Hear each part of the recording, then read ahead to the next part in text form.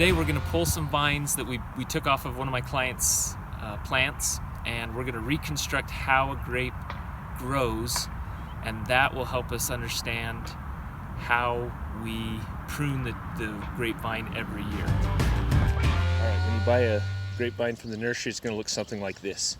It's just going to be a little unruly. There's going to just be some random vines coming off of one central location, and our main objective once we plant a new vine, a new grape, is to establish a good central leader.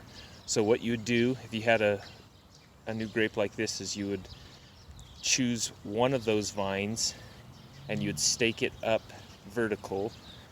In this example, we'd probably want to take this one vine and we'd stake it up.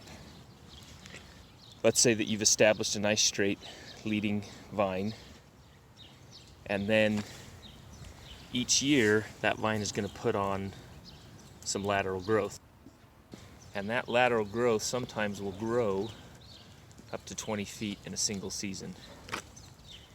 And that new growth, that's where the fruit's going to happen. Okay, now year 2, that secondary vine that came off the top, it's going to get a little bit heavier, a little bit thicker, and it's going to start to put on tertiary growth. And grapes will grow, the actual fruit will grow on last year's wood. And so we're not going to get grapes on that original trunk here. We're not even going to get grapes on that secondary vine, but we will get grapes on these tertiary vines. And so year 3, we want to keep that tertiary growth and probably tip it back. It's going to be a little unruly, so we'll tip it back, maybe leave 3 to 5 nodes on each tertiary vine, and that should be very productive.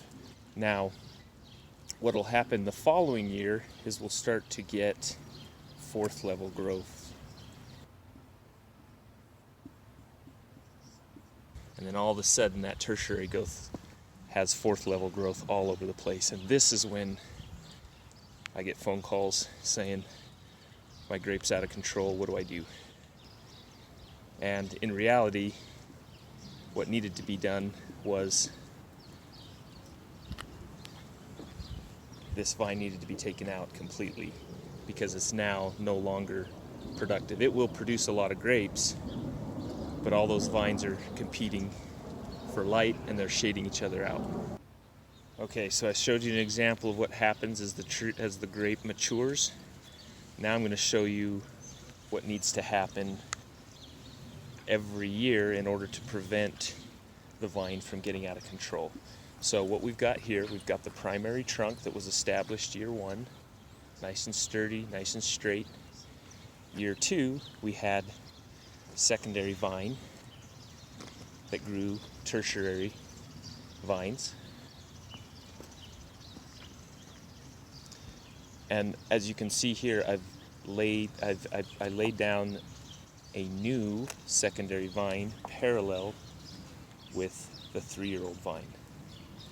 And so what we want to accomplish is we want to consistently remove the old vines and replace them with new vines. The new vines are going to have all the fruit. And so in order to do that, I need to establish a secondary vine with tertiary growth and a new secondary vine that will then replace the old secondary growth every year. So what we're doing is we're rotating through, we're taking out this vine here and we're replacing it with this every year.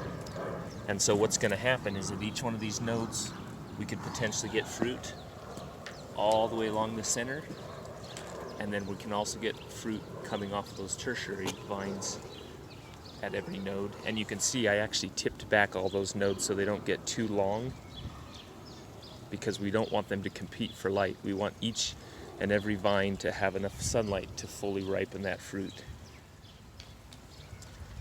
So there you have it. That's how we prune grapevines. All right, as you can see, this concept of how to prune grapevines is way oversimplified. Your grapevine probably looks more like this. And what we're gonna do is have you go to our website, fruittreecare.info, fill out a form, and we'll send you some more information on how to prune fruit trees. Thanks for watching this video. Don't forget to subscribe.